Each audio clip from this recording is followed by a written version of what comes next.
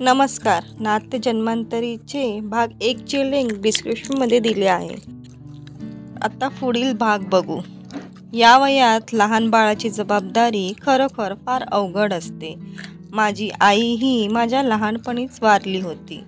बाबांनी दुसरं लग्न केलं नव्हतं, पण माझ्या काकीनं माझी जबाबदारी घेतली आणि खूप प्रेमानं मला वाढवलं. कदाचित त्यामुळेच मला प्रियाविषयी विशेष लळा होता. इथं मावशीची गोष्ट वेगळीच होती. त्यांची तब्येत आणि वय बघता त्यांच्या मुलानं लग्न करणं गरजेचं होतं. मी विचारतच होते, तेवढ्यात दारातून एक देखण्या तरुणानं घाईघाईनं प्रवेश केला. धावतच तो बेडपाशी पोचला. आई, काय झालं तुला? आता कशी आहेस? मला लगेच बोलवलं का नाही? फोन केला असता. मला त्यांच्या त्या बोलण्याचा रागच आला. मला तो फार मानभानी वाटला. मी जरा तडकूनच बोलले, आता मारे इतकी काळजी दाखवताय.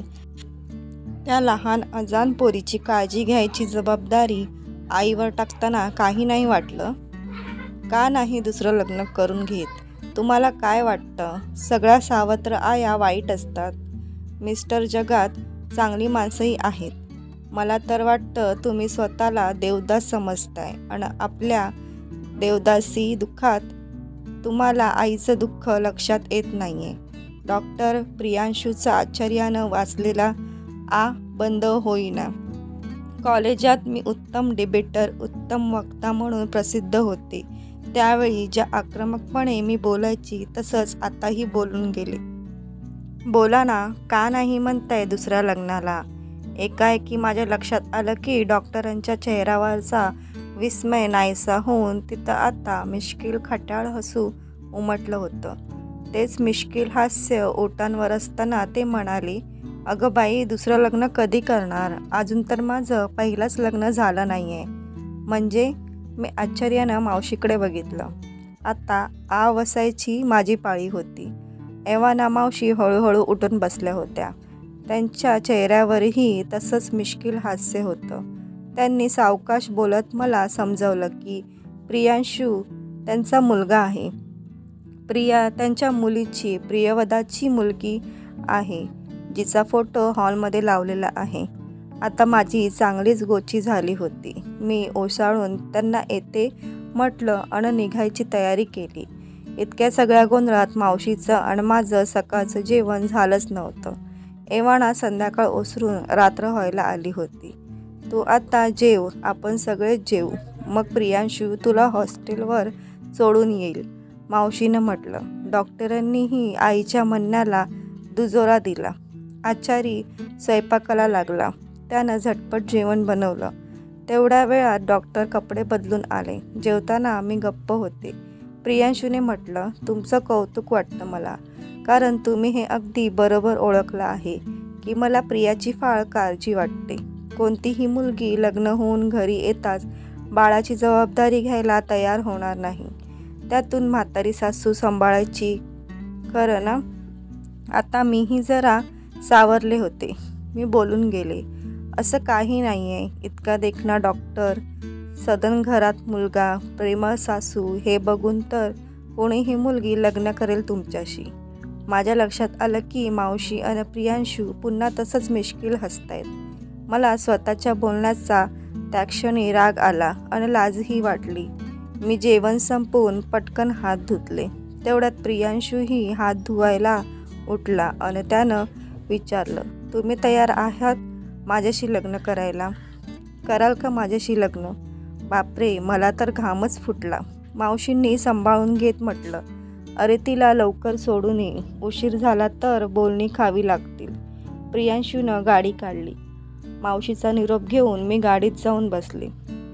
हॉस्टेलच्या आधी एका आईस्क्रीम पार्लरसमोर त्यांनी गाडी थांबवली. माझ्या बाजूला दरवाजा उघडत ते म्हणाले, अजून हॉस्टेल गेट बंद व्हायला अवकाश आहे, या ना आईस्क्रीम खाऊयात. मी तर कित्येक दिवसात खाल्लं नाही आहे आईस्क्रीम. मी मुकाट्याने उत्तरले. आम्ही आत जाऊन बसलो. त्यांनी माझी आवड विचारली. मी चॉकलेट फ्लेवर सांगताच ते 2 आईस्क्रीम घेऊन आले. माझी नजर खाली होती. पण ते सतत माझ्याकडे निरखून बघत आहेत हे मला जाणवत होतं. आईस्क्रीम संपल्यावर ते दिलगिरीच्या सुरात म्हणाले, माझ्या बोलण्यानं तुम्ही दुखावला गेला असाल तर मी क्षमा मागतो. पण आईकडून जे काही तुमच्याबद्दल ऐकलं होतं आणि आज तुम्हाला प्रत्यक्ष भेटल्यावर माझ्या लक्षात आलं की तुम्ही इतर सामान्य मुलींपेक्षा वेगळ्या आहात. खरं तर मी अशा वेगळ्या मुलीच्या शोधात होतो. त्यामुळेच मी पुन्हा तुम्हाला लग्नाची मागणी घालतो आहे. मला ठाऊक आहे की तुमची स्वप्न वेगळी आहेत. तुम्हाला कलेक्टर वगैरे व्हायचे, पण लग्नानंतरही ते करता येईल. माझा तुम्हाला संपूर्ण पाठिंबा असेल. प्रियावर जे निरपेक्ष प्रेम तुम्ही करता तसं दुसरी कोणी मुलगी करू शकणार नाही. मला उत्तराची घाई नाही आहे. तुम्ही विचार करा, भरपूर वेळ घ्या. तुमचा नाकारही मी खिलाडूपणे स्वीकारेन. फक्त एकच अट, आई व प्रियाला मात्र नेहमीप्रमाणेच भेटत राहा. काय उत्तर द्यावं मला समजत नव्हतं. त्यांनी मला हॉस्टेलच्या गेटपाशी उतरवलं आणि ते गुड नाईट म्हणून निघून गेले. आपल्या रूमवर गेल्यावर मी स्वतःला पलंगावर झोकून दिलं. आतापर्यंत कुणा मुलानं अभ्यासाव्यतिरिक्त दुसऱ्या कुठल्याही विषयावर बोलण्यासाठी मैत्री वाढवली तर मी त्याला असा काही झापायची की बिचारा पुन्हा बोलायचं धाडस करायचं नाही. पण आज प्रियांशूनं सरळ मला लग्नाची मागणी घातली आणि मी मुखाट्यानं ऐकून घेतलं. खरं तर मला राग यायला हवा होता आणि मला चक्क लाज वाटते. काहीतरी वेगळं छान छान वाटते. कितीतरी वेळ मी विचार करत होते. काहीच निर्णय घेता येईना. तेव्हा मी बाबांना फोन लावला. बाबांचा आवाज ऐकताच मला एकदम रडू फुटलं. बाबा, तुम्ही ताबडतोब इथे या. मला तुमची फार गरज आहे. बाबांनी नेमकं काय झालंय विचारलं तरीही मी काहीच बोलले नाही. दुसऱ्या दिवशी बाबा आले. मी धावत जाऊन त्यांना मिठी मारली. बाबांनी सगळी हकीकत शांतपणे ऐकून घेतली. मग मलाच विचारलं, तुझी काय इच्छा आहे? मी त्या कुटुंबाला ओळखतो. प्रियांशू माझ्या मित्राचा डॉक्टर नीरजचा मुलगा आहे. बाबा स्वतःही डॉक्टर होते. मी म्हटलं, मला समजतच नाही आहे, म्हणून तर तुम्हाला बोलून घेतले. हे बघ बेबी, एक बाप म्हणून विचारशील तर मुलगा आणि घराणं दोन्ही उत्तम आहे. खरं सांगायचं तर इतकं चांगलं स्थळ मीही तुझ्यासाठी शोधू शकलो नसतो. पण एक मित्र म्हणून विचारशील तर तुझी स्वप्न UPSC करून कलेक्टर व्हायचं आहे. अशा वेळी लग्नाचा विचार दूरच ठेवावा लागतो. पण प्रियांशूनं तुला लग्नानंतरही शिक्षण चालू ठेव, तो तुला सपोर्ट करेल असंही म्हटले तर तू त्याला होकार द्यायला हरकत नाही. मी बाबांना घेऊन प्रियांशूच्या घरी गेले. बाबांना भेटून मावशींना खूपच आनंद झाला आणि त्यानंतर 10 दिवसात मी डॉक्टर प्रियांशूशी लग्न करून त्यांची बायको म्हणून त्या घरात आले. मावशींना मी आता आई आणि मामी म्हणत होते. सगळा वेळ माझ्यासोबत राहायला मिळत असल्यानं प्रियाही खुश होती. खूपच दिवस गेले. खरं तर खूपच भराभर गेले. मी माझ्या संसारात खूपच रमले होते. आई आणि प्रियांशू मला अभ्यासाला बस म्हणून दटावत असले तरी मी अभ्यास करणं टाळतच होते. घर नित्यनव्य पद्धतीनं सजवणं, प्रियाला सांभाळणं आणि तऱ्हेतऱ्हेचे पदार्थ करून प्रियांशू व आईला खायला घालणं यातच माझा वेळ जात होता. बाबांचे एक मित्र दिल्लीत वकील करत होते. माझं कोचिंग सुरू असताना मी दर आठवड्याला त्यांच्याकडे जात होते. ते लग्नाला आले तेव्हाही त्यांनी मला माझ्याकडे येत राहण्याबद्दल सांगितलं होतं, पण मी त्यांच्याकडेही जात नव्हते. आपल्या या नव्या जगात मी खूपच आनंदात होते आणि तेवढ्यात माझ्या सुखाला दृष्ट लागली. आमच्या बंगल्यातली प्रियवदाची खोली तिच्या लग्नापूर्वी जशी होती तशीच आईने ठेवली होती. मी विचार केला, एकदा ही खोलीही छान स्वच्छ करून तिची पुन्हा नव्यानं मांडणी करूयात. खोली आवरताना मला प्रियवदाच्या काही डायऱ्या सापडल्या. मला एव्हाना इतकं समजलं होतं की प्रियवंदना घरच्यांच्या विरोधात जाऊन लग्न केलं होतं. प्रियांशू त्यावेळी MS करायला अमेरिकेला गेले होते. वडिलांनी परवानगी दिली नाही तेव्हा प्रियवदा घरातून निघून गेली.